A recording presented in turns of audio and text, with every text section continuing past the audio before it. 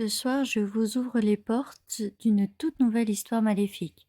Cependant, cette dernière a bel et bien existé. Ce nouveau format vous permettra de découvrir ou de redécouvrir des faits réels qui ont parfois défrayé la chronique. Si jamais cette vidéo vous plaît, n'hésitez pas à liker, commenter et partager cette dernière. Ça me fait toujours le plus grand bien de vous lire et de voir vos petits pouces bleus comme récompense pour toutes mes recherches. Aujourd'hui, j'avais envie de vous parler d'une histoire qui prend place sur le continent américain. Je vais, comme à mon habitude, vous dérouler les faits, mais en cherchant des renseignements sur le net à propos de cette histoire, il y a une chose qui m'a fortement choquée. Au-delà du meurtre affreux qui a ôté la vie à une jeune femme, c'est la manière dont les médias ont malmené la victime, pointant du doigt sa propre vie, la condamnant une seconde fois, comme si elle ne méritait finalement pas son statut de victime, alors que son agresseur l'a violemment abusée avant de la tuer. Si je vous parle de Emily Sander et de Israel Mireles, ces noms ne vous évoqueront peut-être pas grand-chose, sauf si vous êtes vous-même un grand fan des histoires étranges qui se passent sur 4chan.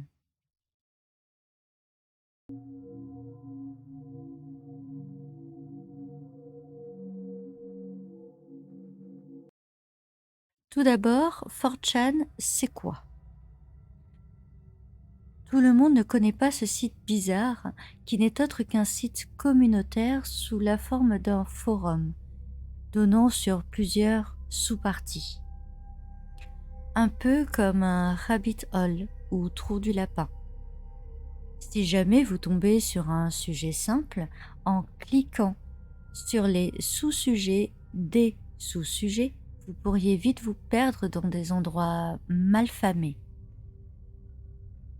Si vous regardez de grands youtubeurs du creepy, vous connaissez déjà le genre d'histoire parfois glauque qu'on peut trouver dessus.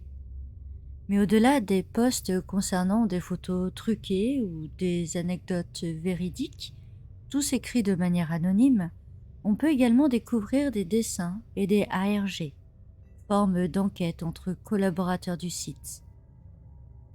Et entre des titres du plus racoleur au plus effrayant, comme peut-on traiter avec des entités démoniaques? Pourquoi peu de personnes vénèrent les dinosaures? Puis-je me couper moi-même les parties génitales? Je ne plaisante pas. Ces posts existent tous au moment où je tourne la vidéo. Et malgré tous ces trucs les plus farfelus les uns que les autres, c'est un soir de novembre 2007 qu'un message énigmatique va accaparer tous les esprits. Le 29 novembre exactement, apparaît ce message accolé à la photo d'une jeune femme. Si quelqu'un peut deviner correctement son propre numéro de poste, je vous dirai où elle est enterrée. Il ne faut pas moins de 11 minutes et des centaines de messages pour que le bon numéro soit trouvé. Et c'est ainsi que celui qui a laissé le message principal répond « Tu es le gagnant, elle est ici. 37.761962 Nord, 96.210194 Ouest. » Ces coordonnées vont pointer vers un endroit sur le bord d'une route de comté à 80 km à l'est d'Eldorado, au Kansas. Il faudra attendre 1h30 après l'apparition de ce message pour que la police découvre le corps sans vie de Emily Sander.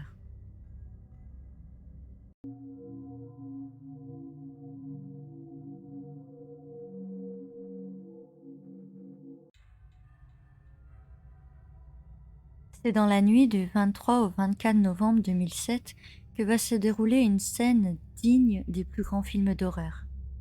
Alors que Emily Sander, âgée de 18 ans, est dans un bar de l'Eldorado avec ses amis, elle y fait la rencontre d'un homme de 24 ans. Israel Mireles, seul, boit un verre tranquillement tout en digérant la nouvelle que vient de lui annoncer sa petite amie de 16 ans. Elle est enceinte. Troublé par cette annonce, il décide de se changer les idées et commence à draguer quelques filles lors de la soirée. Il parle avec Emily. Ils s'entendent bien, s'amusent et l'ambiance aidant, il va lui proposer de terminer la soirée dans sa chambre d'hôtel. La jeune femme va accepter. Mireles est actuellement serveur dans un restaurant italien de la ville et demeure dans le motel juste à côté de son lieu de travail. Ils montent tous deux dans la voiture de location de l'homme et se dirigent en premier dans une petite supérette pour acheter quelques bouteilles d'alcool. Puis, ils vont s'enfermer dans la chambre de Mireles pour voir de plus belle. Au bout d'un moment, entre frôlements et jeux de regard, le jeune homme, déjà totalement ivre, suggère à Emily qu'il voudrait faire l'amour, mais elle refuse. Boire un verre avec un inconnu dans une chambre d'hôtel est excitant, certes, mais elle commence à être terriblement fatiguée et préférerait dormir. Mireles n'est pas de cet avis. Il va se lever et gifler la jeune femme, puis va lui asséner de nombreux coups de poing. Alors groggy par les coups et l'alcool, Emily se transforme en poupée de chiffon, incapable du moindre geste. Le bourreau en profite alors pour abuser à plusieurs reprises de la pauvre jeune femme. Même si elle ne peut rien faire de plus que de se plaindre en gémissant, c'est toujours trop pour Mireles, qui décide alors de décrocher le téléphone du mur et de passer le cordon de l'appareil autour du cou de sa victime. Il serre, de plus en plus fort, durant de longues minutes. Puis, pour parfaire son œuvre, il récupère un couteau sur l'étagère de sa chambre et transperce le corps d'Emily à plusieurs reprises. Le couvre-lit se transforme bientôt en mare de sang. La vue de l'hémoglobine ainsi que l'odeur semble instantanément dessouler Mireles. Il agit vite. Il enroule le corps d'Emily dans le couvre-lit, avec les affaires personnelles de la jeune femme, prend le couteau et dépose le tout dans sa voiture de location, puis démarre. Il roule normalement, il ne se précipite pas. Inutile d'ailleurs, il serait stupide de se faire arrêter sur un simple contrôle de police à cause de la vitesse. Il roule ainsi durant près de 80 km avant de se débarrasser du cadavre. Emily sera jetée près d'un fossé avant que Mireles ne remonte en voiture. Il arrive au petit matin à Baxter Spring, là où vit sa grand-mère. Il en profitera pour se débarrasser des preuves accablantes.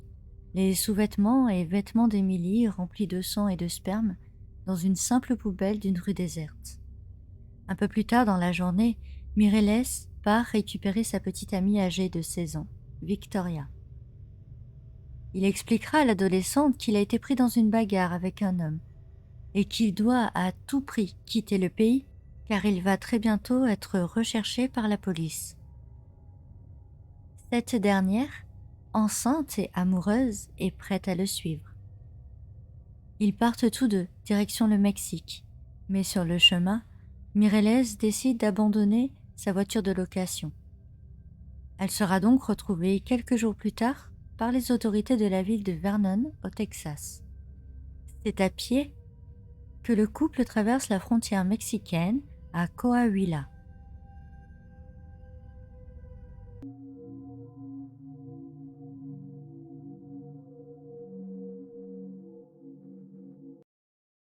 Revenons à présent sur la victime.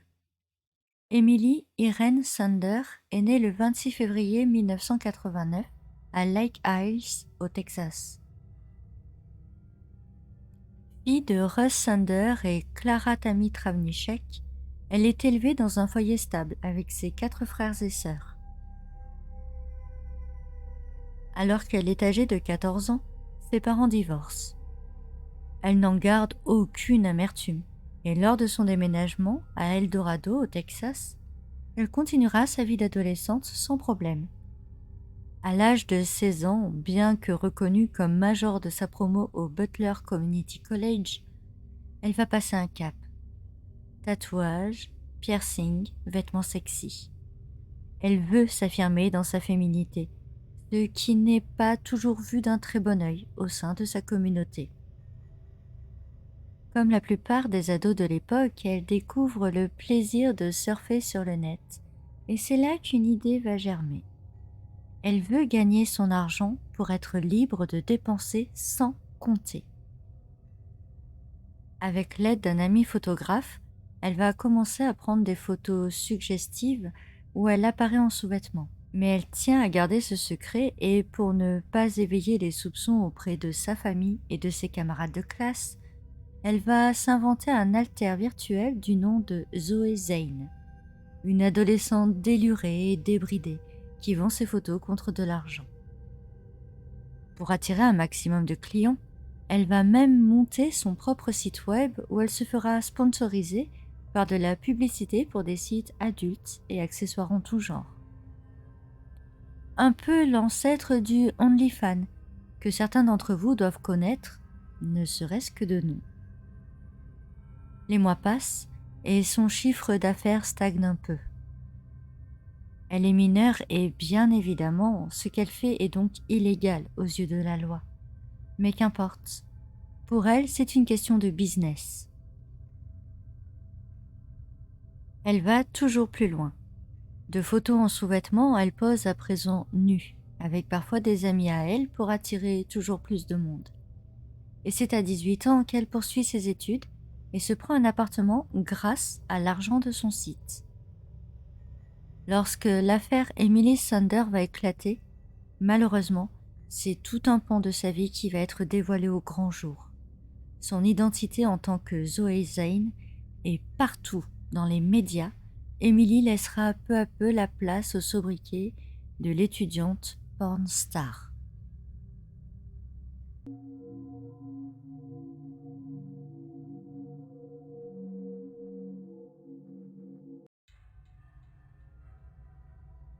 Alors que l'enquête avance après la découverte du corps d'Emily, la police se rend au motel, directement sur la scène de crime. Des traces de sang recouvrent les murs de la chambre. Le téléphone est à moitié arraché du mur. Sans nul doute, ils sont en présence des premiers éléments qui aideront à inculper Mireles. Il ne leur faudra qu'une poignée d'heures supplémentaires pour retrouver le reste des preuves. Le sac de vêtements dans la poubelle et le couteau chez la grand-mère de ce dernier. Ils envoient tout au labo scientifique, qui compare les traces de sang de la chambre, du couteau, des vêtements, ainsi que les traces de sperme disséminées sur le corps d'Emily. Fait étrange, cependant, il a disparu dans la nature, et c'est une chasse à l'homme qui va être engagée pendant plusieurs semaines. La recherche du meurtrier prend fin le 19 décembre 2007, lorsque la police mexicaine le capture au domicile de certains de ses proches dans la ville de Melchor Musquiz, dans l'état de Coahuila. Lors de son arrestation, il est avec sa petite amie Victoria. Bien évidemment, les autorités américaines ont immédiatement demandé son extradition. Cependant, ce ne fut pas aussi simple. Le gouvernement mexicain a négocié durant de longs mois et a conditionné la reddition du suspect au fait que, s'il était reconnu coupable, il ne devrait jamais être condamné à mort. Le gouvernement américain accepte finalement les conditions et Israel Mireles est extradé le 26 juin 2009, soit 20 mois après son arrivée au Mexique. Concernant sa petite amie, au moment de l'arrestation, Victoria Martens refuse de retourner au Texas. Bien qu'aucune charge ne soit retenue contre elle, elle n'oublie pas qu'elle est enceinte et mineure. Elle ne veut donc pas encore affronter le regard de ses parents. Finalement, quelques mois plus tard, ayant retrouvé un semblant de raison, elle va tenter de traverser la frontière et sera appréhendée par la police et placée sous garde d'un tribunal pour mineurs en tant que témoin principal. Mireles, quant à lui, a été emmené au tribunal de district du comté de Butler. Lors de l'audience préliminaire, le parquet décide de l'inculper de meurtre au premier degré, de viol et de sodomie criminelle aggravée. Israël Mireles, 26 ans au moment du jugement, va tout faire pour se dédouaner, allant jusqu'à affirmer qu'il aurait laissé un homme mystérieux, seul, dans la chambre avec Emily, alors qu'il repartait chercher de l'alcool, et qu'à son retour il l'aurait trouvée morte sur le lit, dénudée et pleine de sang. Il dira également qu'il s'est enfui au Mexique parce qu'il était persuadé que les autorités feraient tout pour l'inculper, alors qu'il était entièrement innocent. Pourtant, deux choses feront basculer l'audience contre lui. Un médecin légiste de Kansas Bureau of Investigation a témoigné à propos du couteau retrouvé chez la grand-mère de Mireles et a déclaré que c'était bien le sang de Emily Sander qui se trouvait sur la lame. Que le sperme, retrouvé sur les vêtements de la victime ainsi que sur le corps d'Emily, était bien celui de Israël Mireles. De plus, Diana Schoen, une infirmière spécialisée dans les agressions sexuelles, a témoigné que les blessures internes de Emily Sander étaient les plus étendues que tout ce qu'elle n'avait jamais vu auparavant, témoignant d'une violence extrême des actes faits sur la jeune femme. Finalement, après un court débat du jury, Israël Mireles est reconnu coupable le 12 février 2010 de viol et de meurtre qualifié. L'accusation de sodomie aggravée a été abandonnée dans le cadre de l'accusation de meurtre qualifié. Le 31 mars 2010, il est donc condamné à la prison à vie, sans possibilité de libération conditionnelle. À ce jour, Mireles reste un détenu de l'établissement correctionnel à Hutchinson, au Kansas.